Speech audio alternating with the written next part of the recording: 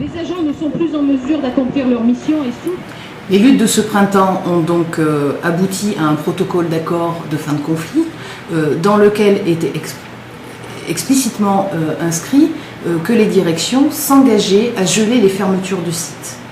Or aujourd'hui, nous revoilà encore mobilisés le 7 octobre à Issoire et le 10 novembre aujourd'hui à Riom pour devant des directions qui refusent qui sont malhonnêtes et qui refusent d'accomplir les engagements qu'elles ont pris et qu'elles ont signés, ne serait-ce que le 10 juin dernier, puisque c'est la date de la signature du protocole d'accord de fin de conflit. Ça concerne la réorganisation des activités techniques électriques sur l'agence d'Issoire et sur l'agence de Riom.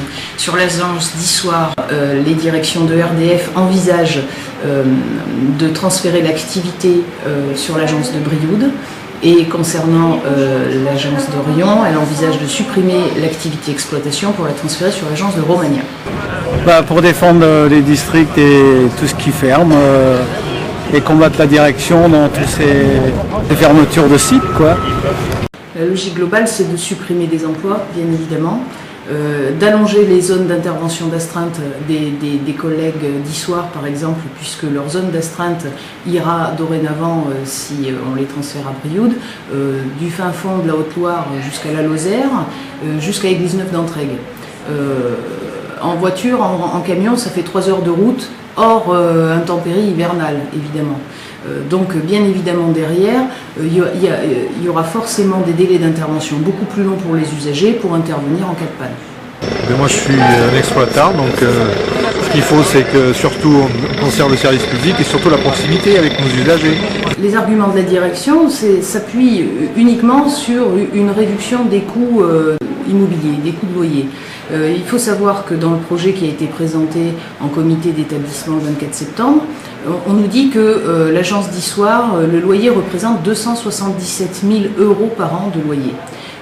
Il faut savoir qu'on est locataire depuis 11 ans et que si à l'époque on avait fait le choix d'une gestion intelligente, raisonnée, à ce moment-là, on aurait pu investir, puisque ça nous aurait évité de nous retrouver maintenant avec presque 3 millions d'euros qui ont été déboursés, rien qu'en loyer, et on ne se poserait pas aujourd'hui la question de la pérennité du site d'Issoire. Tout en sachant qu'en plus, nous étions propriétaires, partout, sur tous nos sites, nous étions propriétaires des locaux.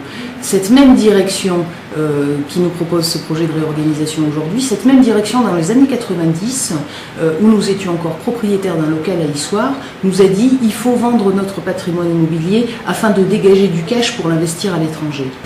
La première raison et la plus importante, c'est celle de la défense du service public de proximité. Et je dirais que moi, en tant que retraité, on continue d'être intéressé par cette question-là, parce qu'on se rend compte que les retraités sont particulièrement touchés de l'éloignement de l'ensemble des services publics, dont celui de l'énergie naturellement. Je défends le service public de proximité. Voilà. Une direction qui n'a aucun projet industriel à long terme, puisqu'elle aurait fait d'autres choix de gestion, et notamment en matière immobilière, et nous ne serions pas en train de nous poser la question de la pérennité à la fois du site d'Issoire et à la fois du site de Riom. On voit des badges Stop à la répression sur les militants et les salariés mobilisés. De quoi s'agit-il ? Il s'agit en fait de l'action que nous avons menée au printemps dernier dans les industries électriques et gazières. Elle a duré 4 mois et demi cette mobilisation. C'était une mobilisation sur les emplois, pour plus d'emplois et pour une amélioration des salaires et des conditions de travail. Donc pendant 4 mois et demi, nous avons lutté fort et malheureusement les directions revanchardes, on est arrivé à un protocole d'accord qui n'était pas inintéressant, mais les directions revanchardes de cette petite victoire ont décidé de mettre en conseil de discipline plus de 240 agents au niveau national et aujourd'hui la plupart de ces conseils de discipline ont eu lieu et d'ores et déjà nous savons que nous avons 5 camarades pour lesquels ont été prononcés des licenciements.